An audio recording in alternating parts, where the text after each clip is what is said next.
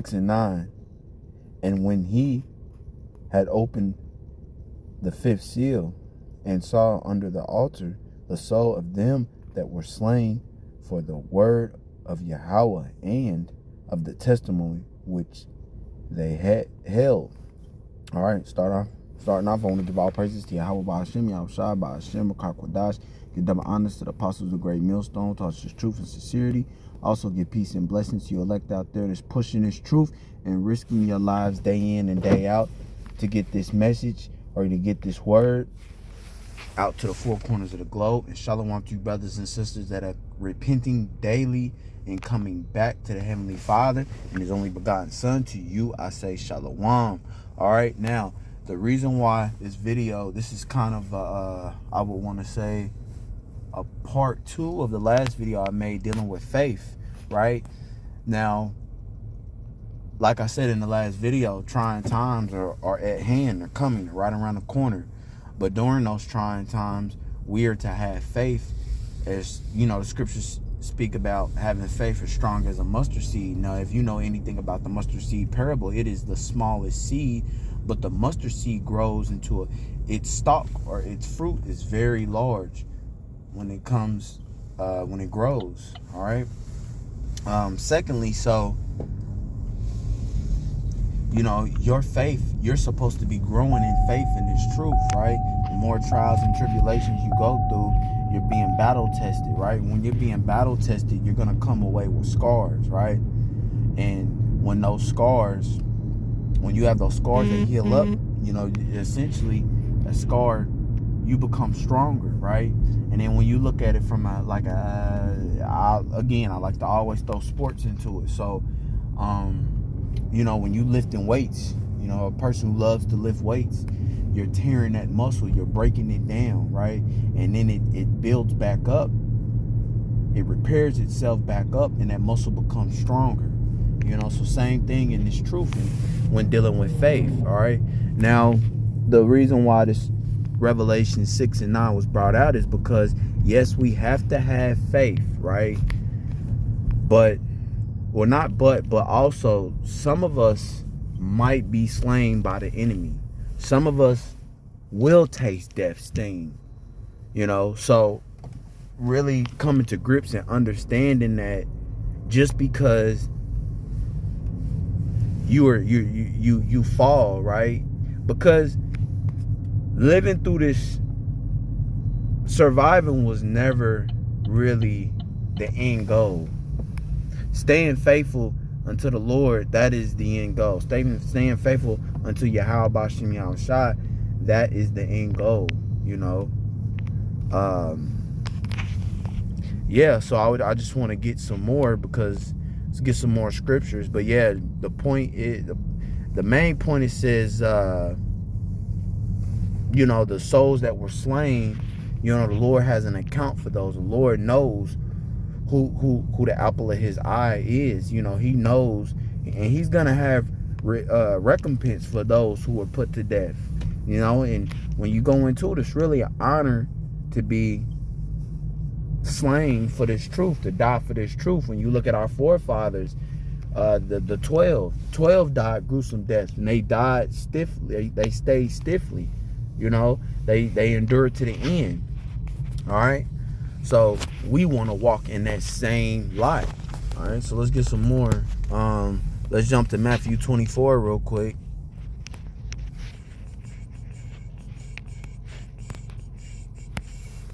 In verse 9, it says, "Then shall they deliver you up to be afflicted, and shall kill you, and ye shall be hated of all nations for my name's sake." You know, now you look at this as something with a negative connotation, but really, again, going back into it, it's really an honor. It's an honor to die, because, you know, we are on a battlefield. And that's why in the beginning of the video I said, for those who risk their lives day in and day out to put these videos out, because essentially we're going to be marked, right, for pushing this truth. So this is you're a soldier, right? And you're in a battle right now. And pretty soon this is going to become physical, because the enemy is going to come in like a flood, and the enemy wants to eliminate those who pose a threat. And these scriptures is the biggest threat that Esau faces. All right. And it says, and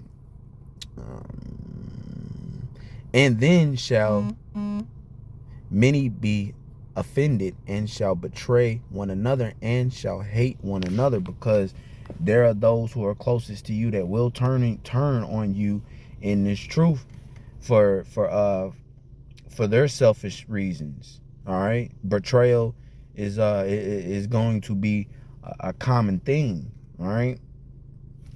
And then so now we want to we're gonna jump to verse 13, because it says, and basically, you know, verse 12 goes into many deceitful prophets, many deceitful doctrines that's gonna be out there. Many are gonna be carried astray with that. Verse 12 goes into, you know, the world's gonna be cold. You know, it's gonna be people are going to become more selfish, become more covetousness. You know, you're gonna see these traits. You know, the world's gonna be really cutthroat, you know, for the lack of better terms. Verse 12 says, but Salakia. Verse 13 says, but he that shall endure to the end, the same shall be saved.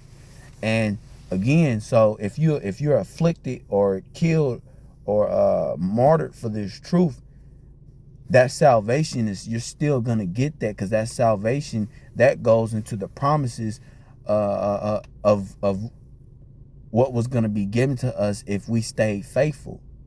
So, you know, it all goes hand in hand. It says, and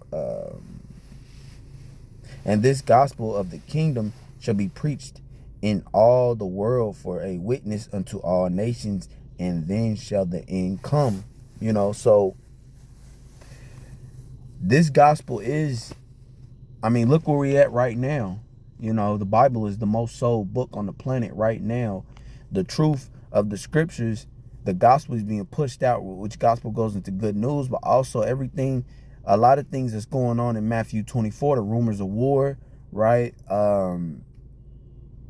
Pestilence, and, you know, all these things. I mean, you could pretty much read the whole chapter. Kingdom against kingdom. You know, so when you're going into this, you see these things really, the words jump off the page. All right. So now we're gonna get Mark 10, which kind of reiterates some of the same points, but Mark 10 and 21, and it reads, and the brother shall deliver up brother to death. Okay, and the father, the child, and the children shall raise up against their parents and cause them to be put to death. Right, you know, because you're gonna have those.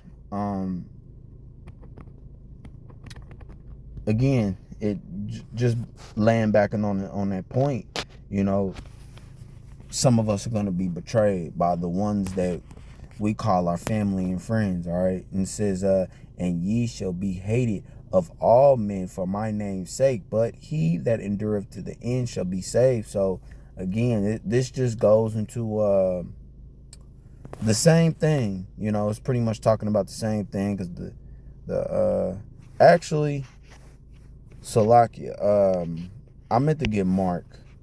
Okay. No, I was right. I mean, yeah. So the point was made. Let's go to the Apocrypha real quick. Let's get Second Ezra's real quick, because I went into the promises, right? Those that endure to the end, because I spoke upon that. Now let's get into that. All right. I'm gonna start at verse 43. Says, and in the midst of them were a young man of high stature, taller than all the rest, and upon every one of their heads he set crowns. and was more exalted, which I marvel at greatly. And that's Yahushua giving out those crowns, right? Those crowns. Because it says that the scriptures speak about us being joint heirs with Hamashiach. It says, verse 44, so I asked the angel and said, sir, what is these? And we're going to get to the point. It says, he answered and said unto me, these be they that have put off the immortal clothing, because putting off that immortal clothing. So when all this is taking place, you're not going to be thinking about, oh, I'm about to die. Like you're so filled with faith, and the Spirit is dealing with you. Like I said, death is going to be an honorable thing. You're ready to fight at this point. I mean, looking at Jacob's trouble, which we know is right around the corner. Some argue it started, but you're so battle tested. You are so prepared. Death is not you don't think twice about it. You ready for it. So you stay ready, so you didn't have to get ready. So you put off that immortal clothing. You're not worried about all the things that normal day-to-day mortals worry about, think about. It says and put on the immortal. So at this point, you're looking to be immortal, and that is the next step in the journey. We're not worried about these mortal lives. We know that they shall pass away. So we're looking towards the kingdom. We're looking towards righteousness being established throughout the earth, throughout the galaxy, throughout the universe.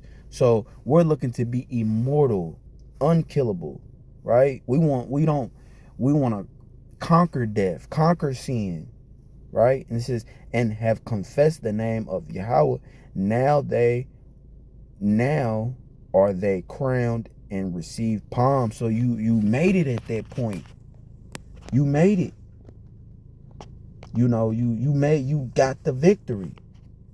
All right, it says, then said unto the angel, what young person is that crowneth them and giveth them palms in their hands? Said, so he answered and said unto me, it is the Son of Yahweh whom they have confessed in the world. Then began I greatly to commend them that stood so swiftly for the name of the Lord.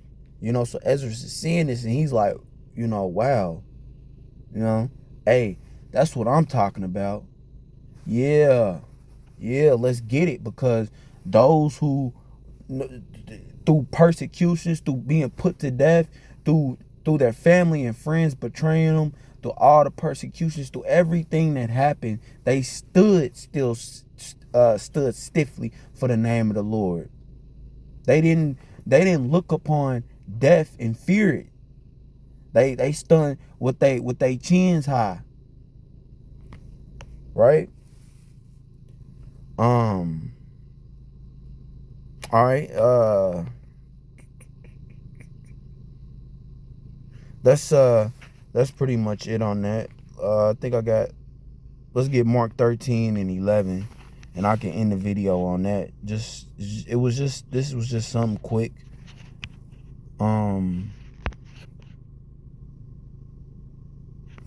Yeah, just something quick.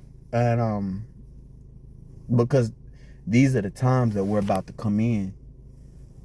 The elect, some of the elect might be put to death, might die. But this is okay.